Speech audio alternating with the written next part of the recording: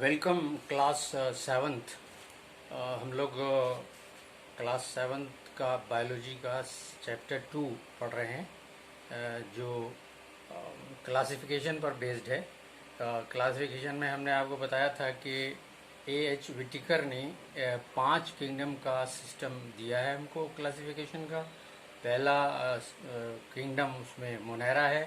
दूसरा जो किंगडम है वो प्रोटिस्टा है। तीसरा किंगडम इसमें फंजाई। चौथा प्लांटी। और फिफ्थ एनिमेलिया। तो पहला हमने मतलब ख़त्म कर लिया है मोनेरा को। मोनेरा में बैक्टीरिया का इंक्लूजन है। बैक्टीरिया के बारे में हम जान गए कि बैक्टीरिया की बनावट क्या है, बैक्टीरिया के शेप्स क्या क्या हैं, and how they are classified on the basis of their body shapes. ये बैसिलस हो सकते हैं, रॉड शेप, ये कोकाई हो सकते हैं, राउंडेड, ये कॉमा शेप्ड हो सकते हैं, जो विब्रियोस कहलाते हैं, और ये स्पाइरल शेप्ड हो सकते हैं जो स्पाइरल्ला है। ये दो कैटेगरी इनकी हैं जो जो नुकसान पहुंचाने वाली हैं, डैमेजिंग, जो हमने बताया आपको, बैसिलस हो, कोकाई हो, विब्रियोस हो या स्पाइरल्ला हो, ये सब बीमारियां पैदा करने वाले हैं, नुकसान पहुंचाने वाले हैं, हार्मफुल बैक्टीरिया है। लेकिन इसके अलावा बैक्टीरिया में एक ऐसी कैटेगरी भी है जो ह्यूमन बींग्स के लिए और दूसरे एनिमल्स के लिए बहुत बेनिफिशियल है। उसमें लैक्टोबैसिलस है, राइजोबियम है। ये ऐसे बैक्टीरिया हैं जो फ़ायदा भी पहुंचाते हैं। जैसे आपने सुना होगा, लैक्टोबैसिलस जो है वो दूध से दही बनाने के काम में आता है। और ऐसे बैक्टीरिया भी हैं जो हमारी बॉडी के अंदर इंटेस्टाइन में गुजारा करते हैं, अपना रहते हैं, और विटामिन बी बना के मतलब हमें भी फ़ायदा पहुंचाते हैं। इसके अलावा हमने बताया था राइजोबियम जो है वो नाइट्रोजन फिक्सेशन का काम करता है, क्योंकि नाइट्रोजन प्रोटीन का एक अंग है, एक फैक्टर है, और नाइट्रोजन के बगैर प्रोटीन का क्रिएशन नहीं हो सकता within the body, with inside the cell. तो लेकिन हम नाइट्रोजन को डायरेक्ट ले नहीं सकते। डायरेक्ट नाइट्रोजन जो हम इनहेल करते हैं एयर के साथ, एयर में बहुत बड़ी क्वांटिटी होती है, 78% एयर में मौजूद है, but this 70% nitrogen it enters into our lungs with the air, and without any use it comes back out into the atmosphere. तो इसका हम इस तरह से सीधा इस्तेमाल नहीं कर सकते, तो इसके लिए ज़रूरत पड़ती है कि इसको किसी दूसरे एजेंट के साथ इसको फिक्स किया जाए। तो राइजोबियम जो नाइट्रोजन फिक्सेशन का काम करते हैं, ये सॉइल में नाइट्रोजन, एटमॉस्फेरिक नाइट्रोजन को सॉइल में फिक्स करते हैं, और सॉइल से ये प्लांट्स की रूट्स, और रूट्स से फिर ये रूट के प्रोडक्ट यानी प्लांट के प्रोडक्ट के थ्रू ये हमारी बॉडी में पहुंचती है nitrogen. Then we can use it for our purposes of the manufacturing of proteins in our body. Without this fixation direct nitrogen can not be used, can not be utilized. जैसे आपने देखा, 78% is inhaled into the lungs and 78% is exhaled. Air के साथ ये जैसे जाती है वैसे ही वापस आ जाती है। कल हमने शुरू किया था दूसरा किंगडम, प्रोटिस्टा।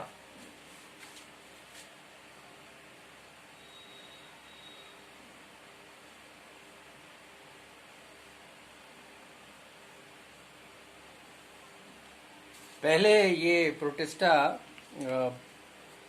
प्रोटोजोआ के नाम से तमाम unicellular organisms were included in that protozoa. लेकिन अब now this big group is divided into Monera and Protista. Monera is containing bacteria, the organisms with permanent cell wall, and the organism without any defined nucleus. Though the genetic material inside these bacteria is present in the form of RNA, but not in the form of a defined or specific nucleus. But the Protista, the second kingdom, is also including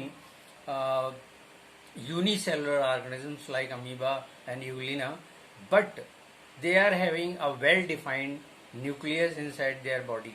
Well-defined nucleus means it is containing nucleoplasm surrounded by a nuclear membrane, and inside the nucleus there is a nucleolus.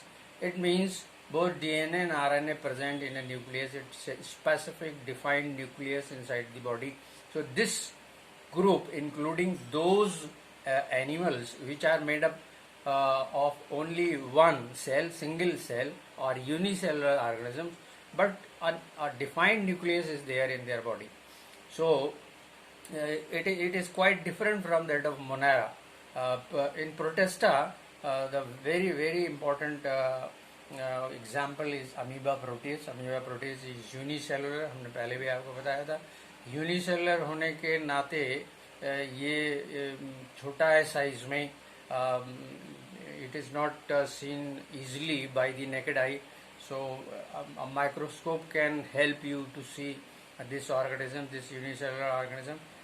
It is surrounded by a plasma membrane. It is containing a mass of protoplasm surrounded by plasma membrane or cell membrane. Plasma membrane is semi-permeable. कुछ चीज़ें diffusion के through इसके अंदर जाती हैं या बाहर आती हैं. सेमी परमेएबल है तो सेलेक्टिवली परमेएबल भी होगी. It is this plasma membrane is selecting certain material to enter into the body, and certain substances with the permission of the animal they come out through this membrane, plasma membrane. Besides this absorption through plasma membrane or cell membrane, हमने कल आपको बताया था कि इस unicellular organism में हम बहुत सारी बातें जान लें जो लिविंग की कैरेक्टरिस्टिक्स कहलाती हैं. जैसे first of all we should talk about the nutrition. ग़िज़ा लेना, खाना खाना. जैसे हम लोग खाना खाते हैं, ये हमारी एक कैरेक्टरिस्टिक है. क्योंकि हमें खाना इसलिए ज़रूरी है कि हमें 24 घंटे हर वक्त थ्रू आउट द लाइफ हमें एनर्जी की ज़रूरत पड़ती है. And from where this energy is coming? This energy is provided by the nutrition that we take in the form of food. Different type of food हम लोग खाते हैं. हमको कई चीज़ों की ज़रूरत होती है. तो हमारा खाना जो है वो वेल डिफाइंड डाइट है. लेकिन lower animal, unicellular organism, amoeba Proteus जैसा, ये तो अपना चलते चलते इनको रास्ते में अगर if they find any food particle then they with the help of their pseudopodia, हमने कल बताया था. लोकोमोशन एक बहुत बड़ा कैरेक्टरिस्टिक है लिविंग्स का. तो एक ही सेल में लोकोमोशन होना, वो भी अपने तौर पर, यानी किसी के उकसावे में ना आकर या किसी की मदद से ना होकर, ये अपने तौर पर लोकोमोट भी करते हैं. और लोकोमोट के लिए ये फॉल्स फीट बनाते हैं जिनको सीडोपोडिया कहते हैं. सीडो मीन फॉल्स, पोडिया हमने पहले बताया था, पोडिया मीन पॉड्स और लेग्स. तो ये सीडोपोडिया या फीट बनाते हैं जो फॉल्स होते हैं. फॉल्स इसलिए कहलाते हैं कि एक बार अगर एक सीडोपोडियम बना है तो it will not retain in the body, वो फिर उसके बाद गायब हो जाएगा. उसके बाद दूसरा कहीं दूसरे डायरेक्शन में या किसी दूसरी जगह प्लाज्मा मेम्ब्रेन बनेगा. It is a transfer of protoplasm or the internal material of the amoeba proteus in the boundary of cell membrane. किसी एक तरफ ये बढ़ जाता है, एक प्रोजेक्शन सा बन जाता है, एक लंबी सी चीज बन जाती है. उसको सीडोपोडियम कहते हैं. सीडोपोडियम सिंगुलर, सीडोपोडिया प्लूरल. तो ये सीडोपोडियम बन के बहुत सारा उसका लिविंग मटेरियल या प्रोटोप्लाज्म उसमें चला जाता है. तो जाहिर है अगर वो आगे की तरफ चला जाएगा तो पीछे की तरफ जगह खाली हो जाएगी. तो इस तरह से ये एक तरीके से it is the first step in locomotion. तो ये उधर बढ़ रहा है. अब बढ़ती, तो इसका ये लोकोमोशन हो गया. Locomotion is very important characteristic of living beings.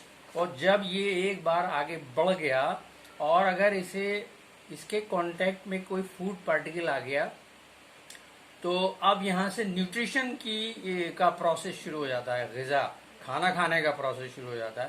तो द सेम सीडोपोडियम, जो हिस्सा उस फूड पार्टिकल के कांटेक्ट में आया सीडोपोडियम का, वो रुक जाएगा लेकिन बाकी दोनों तीनों मतलब दो, अगर कोई पार्टिकल है तो बाकी दो साइड में वो सीडोपोडियम आगे बढ़ता रहेगा और इतना बढ़ेगा कि उसके दोनों सिरे आपस में मिल जाए।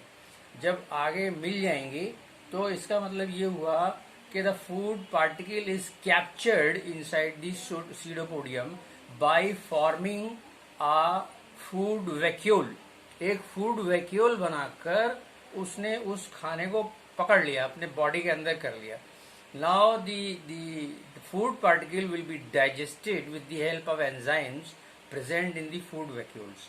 एक बार वो डाइजेस्ट हो गया तो उसके बाद फिर वो एब्जॉर्ब हो जाएगा, और एब्जॉर्ब हो जाएगा तो फिर जो बेकार चीजें बच जाएंगी, द वेस्ट प्रोडक्ट, जैसा कि और हायर एनिमल्स में जैसा कि वेस्ट प्रोडक्ट को बॉडी से एक्सक्लूड किया जाता है, इजेक्ट किया जाता है, उसी तरह से अमीबा प्रोटियस भी इस बेकार मटेरियल को जो अगर बच गया है तो इसको बॉडी के किसी भी हिस्से से बाहर निकाल देगा, इजेक्शन कहलाता है।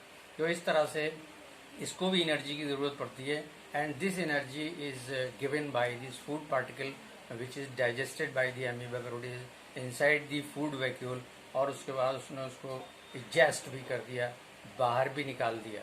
तो इस तरह से ये अपना न्यूट्रिशन का काम करता है। और हमने आपको बताया था इसके बारे में रिप्रोडक्शन। रिप्रोडक्शन बहुत ही इम्पोर्टेंट इसका एक्ट है जो कि लिविंग बींग्स में, हायर एनिमल्स में भी पाया जाता है। तो ये दो तरीके से डिवाइड कर सकते हैं यूनिप्रोटिस्टा। एक तो है इसका बाइनरी फिशन और दूसरा है इसका मल्टीपल फिशन। तो बाइनरी फिशन, मल्टीपल फिशन और रेस्पायरेशन के बारे में हम अगले लेक्चर में बात करेंगे।